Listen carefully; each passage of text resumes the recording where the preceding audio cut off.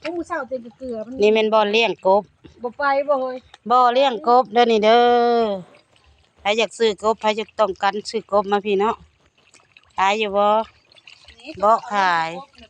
ในไสกบโตกบ โอ้ยมันอยู่ที่เปิดไฟให้เปิดหน้าไทยนี่หลายเนาะเอาเห็นบ่ตัวกบลูกลงนี่กบ600ตัวเดือนหนึ่งเด้อนี่เด้อ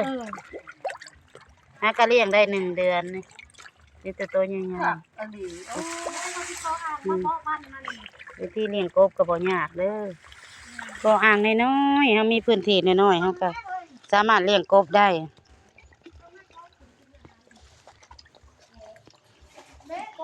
สามารถเลี้ยงกบได้บ่หาแต่บ่อนกว้างเด้อบ่อนน้อยๆก็สามารถเลี้ยงกบได้นี่ออกมาเล่นบ้านน้องเดินก็เลยเห็นเพิ่นเลี้ยงกบเห็นบ่น้องนายน้องนายมาไส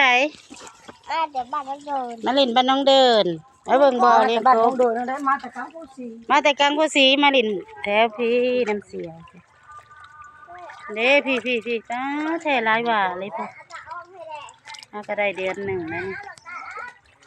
ลูกก็ยังได้หมึกตาอบมานี่จุ่มจิ้มนี่ประมาณ3 เดือนก็บ่เอาลูกมันโอ้เด้เจ้ามันก็บ่ตะกบก็ได้ดึกได้บ่ค่ะคันแล้วบ่ายอาวัดลูกก็แซ่บบ่หมึกตะกบน่ะน้องนายมาแต่ไส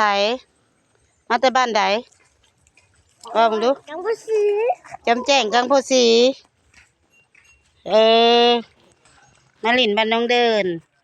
มาหลินน้ำแม่เสี่ยวเรามาเห็นเพิ่นเลี้ยงกบนี่วิธีเลี้ยงกบก็ง่ายๆขุดน้องน้อยๆเนาะตะหลงตะแหล่งซื้อตัวละ1,000บ่เฮ้ย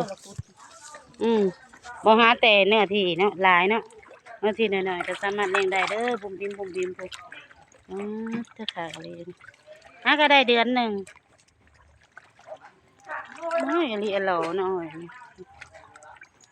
เลี้ยหญ้าปลูกไว้เฮ็ดห่มเพิ่นก็ได้เอาแล้วลูกเจ้าหน่อยกระตกดอกกบบ่เลี้ยงกบง่ายๆนี่หญ้าอันนี้น่ะบ่แม่นหยังเลยอันนี้บ่ว่าให้กบต้นโอ้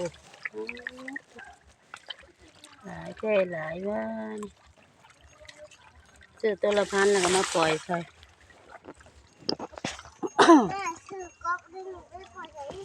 เออ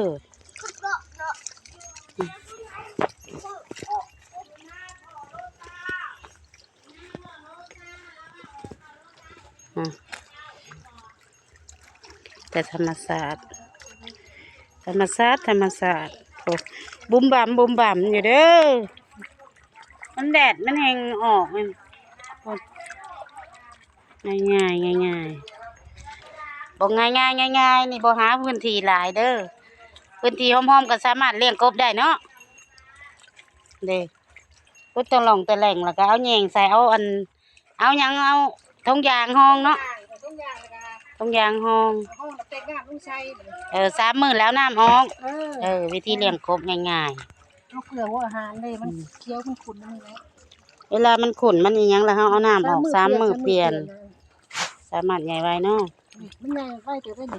ใหญ่แล้วนี่ซื้อตัวละ1,000นะตัวละ1,000มาเลี้ยงก็ได้เดือนหนึ่งหัวอาหารเบิดเป็นกระสอบบ่ยังกระสอบน้อยฮะมันมีหัวอาหารน้อยแต่มีตัวมันน้อยมันใหญ่หลายแบบหัวอาหารกลางเลยฮะซื้อนี่อุบตัวนี้หัวอาหารใหญ่ซื้อตัวละ2 โล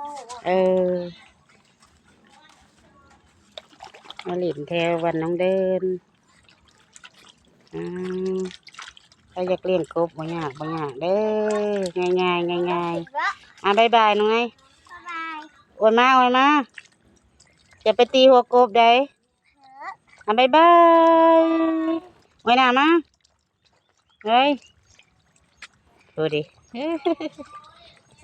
บ๊ายบาย